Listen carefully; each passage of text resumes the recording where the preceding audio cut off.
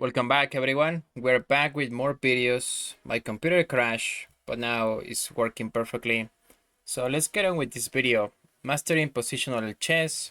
Some examples from Daniel Naroditsky's book. And these are great examples, but probably it's for more advanced players. I don't know. You can judge this on your own. Okay, so we start. This is Bobby Fischer playing with white. He sacrifices the knight. And once he takes back, this is the lesson from Daniel. If it were Donner's move, if it was black to move, what would he do?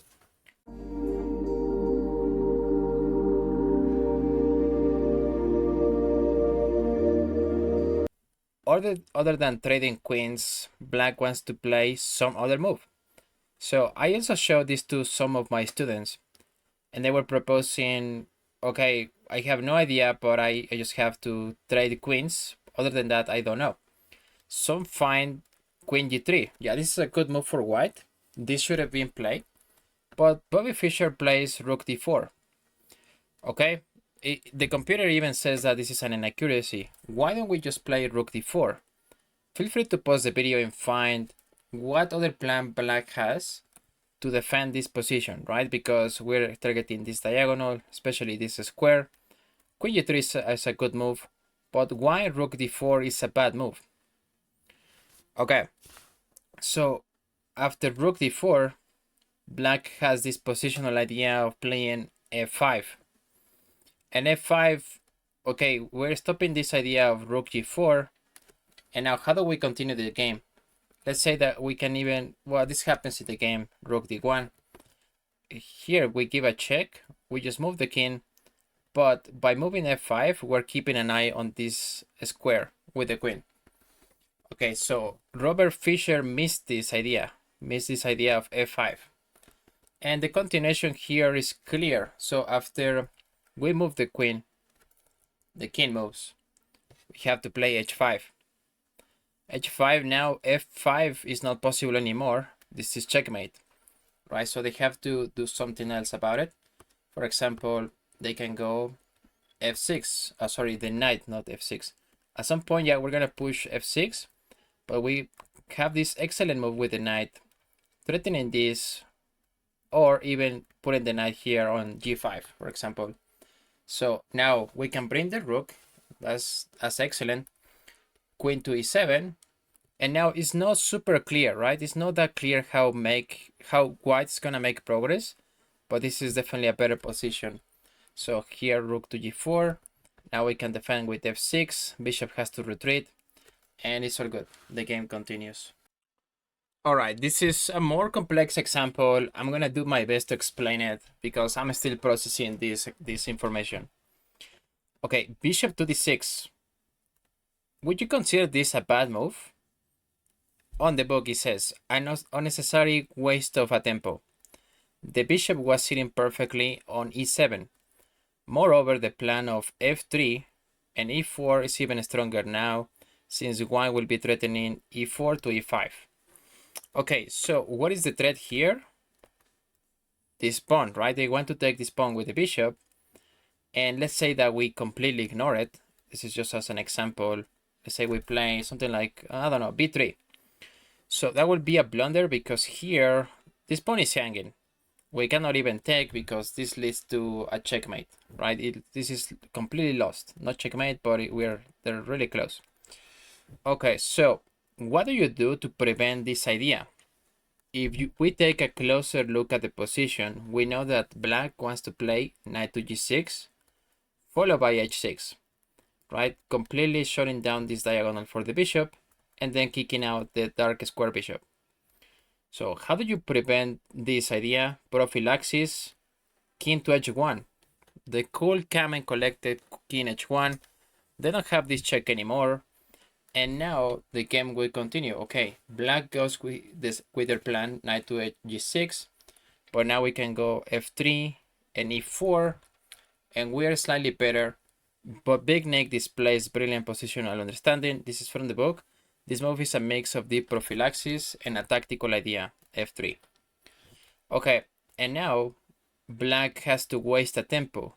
they have to defend and they go back. Bishop to e7. There is something else that Naroditsky considers, h6. h6 is interesting how one pawn move can destroy a whole plan. So I'm just quoting him. Bishop takes on f6, for example, we can get rid of the knight. Queen takes. Now we go with similar plans. e4, and we're threatening to play e5. So this queen has to move. Queen to h4, for example. g3, kicking out the queen. And now once the queen moves again, e5. Yeah, this is completely winning. This is textbook positional advantage, and everything is fine. So in what really happened in the game, White ended up winning this game as we have better pieces and everything is good. Okay, so this one probably is also kind of complex. The knight goes to a6. This is from the book. This move is a bit awkward. The evaluation doesn't really change, but the alternatives knight to c6 or c6 are better. The problem with knight to a6 is that the knight doesn't really do anything. Black will play with a piece less until the position opens up. So here you want to open up the position for black, but they kind of ignore this idea. So rook to e1, we get a few more moves. c6, now h3, rook to e8, bishop to g5, and h6. So h6 it's hard to believe that this completely natural move is a mistake. The problem is that after bishop to e3, bishop is gonna go back. It will be very difficult for black to achieve any kind of a counterplay. So white will just play this move, g4, knight to g3, and black will find himself totally cramped. So for example, they can play bishop to e3, and here, sorry, after bishop to e3, what black wants to do is act quickly in order to get somewhere. You want to open up the position, don't keep it super close, right? How does black do that? He takes on d4. So once they take, we still have some counterplay. Knight to c7, and everything is good, right? We have almost like an equal position, even though just visually white is a little bit better. Now, after bishop to e3, the queen goes to c7. Queen to c7 is a positional mistake. If you analyze with the computer here, this is fine, it's a good move. But now, where is the knight going? Where do you put the knight for the rest of the game? Now, queen to d2. Okay. King to h7. And it says here, Karpov slowly starts consolidating his pieces and preparing for this decisive invasion. Black's problems is that he cannot achieve any counterplay. Okay, yeah. What white is going to do is reroute their pieces, consolidate, and everything is great for them. Rook a to d1, bishop to d7, g4, rook a to d8. Black understands that he will lose if he doesn't do anything, attempts to find counter chances in dynamic play. So I think this is generally a good idea, putting the rook on the same file as the queen. Okay, so knight to g3, as we were mentioning, that was the plan for white. Bishop to c7. Okay, we get a few more moves. f4, trying to break open the position. b5, and now a3. a3 because what is the idea, right? What does the opponent want to do? b5 and then a4. So white prevents this idea with a3. And now it says here, if white allows black to play b4, the position will suddenly become a bit shaky. Okay, b4, but yeah, we can just take with the a pawn. Knight takes, knight c2, e2. Now this knight is hanging, so okay, we have this intermezzo. It takes on d4, takes back, a5, but eventually they can play c3. Okay, we have to go back. Again, we ask ourselves, an important decision has arisen on the board. White's pieces are located ideally, or so it seems. He is centralized, and black's pieces are somewhat uncoordinated. However, things are not as one-sided as they appear. Now we have this good move from white, queen to c2. Queen c2, getting out of this diagonal, also keeping an eye on the e-pawn.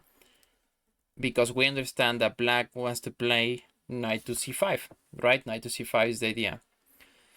Perfect. The game continues. Bishop to d7. Okay. Now knight to f3.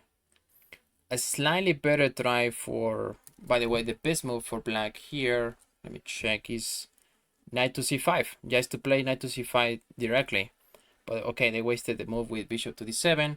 c5 is also an interesting try. c5, also counterintuitive, I guess, but at least you have some ideas of activating the bishop. Yeah, black is not doing really good. And here the game continues, so I can show you a few more moves. Knight to f3, rook e7, bishop to f2. A few moves later, okay, here rook takes on a5, the pawn is hanging. At this level, this is already resignable. So black suffered through a few more moves and then resigned later because, yeah, all the pieces kept cramped all the way down. Yeah, here black resigned.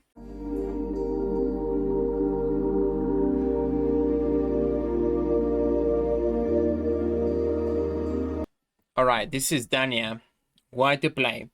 But he asked himself, what would I do if I was black, right? What would be my move? And then if we figure out this position, maybe it's intuitive to take this pawn. But if we take this pawn, for example, bishop takes on d4, and now what is black going to do? Escape, right? Escape with the king, because if we escape, okay, it's still winning for black, but it's a lot less scary, right? Okay, so in something like, for example, here they escape anyway. Yeah, we can also give another check here. They escape. So that doesn't work either. We have to use prophylaxis. We have to think about how to prevent this king from escaping. This is still a good move, right? But Daniel didn't like this. So what do? Feel free to pause the video. Rook to a7. Rook to a7, you're cutting off the king completely. They cannot do this. They cannot escape anymore. So the game will continue. Queen to c6. That's kind of the best move in the position, because now after this we're threatening to play this move, right? Given a check. And of course black cannot take here because, yeah, this is a check and this is resignable, right? This is resignable. We can give a check here, and this is checkmate. Yeah, this is checkmate, sorry. So okay, rook a7. That's the best move in the position. After we get the continuation, queen to c6, preventing queen a6. Okay, now we take this pawn that was hanging, knight to f6. The game continues. Okay, rook to e5. And then in the analysis, Daniel is not super happy with this move, rook to a5, because black has this maneuvering, right? They can maneuver the knight. Rook a6 instead. This is winning on the spot. The queen is running out of squares, so queen d5, for example, rook e5 now. Rook e5, and now this is completely lost for, they cannot find a good square for the queen. Okay, but the game is completely winning anyway. After rook e5, they found this nice resource with knight e5, rook a6 now, rook queen to b7. Now we give a check, king d7 escapes, but yeah, now the queen is in the same alignment of the pieces as the king, and now black resign on the spot.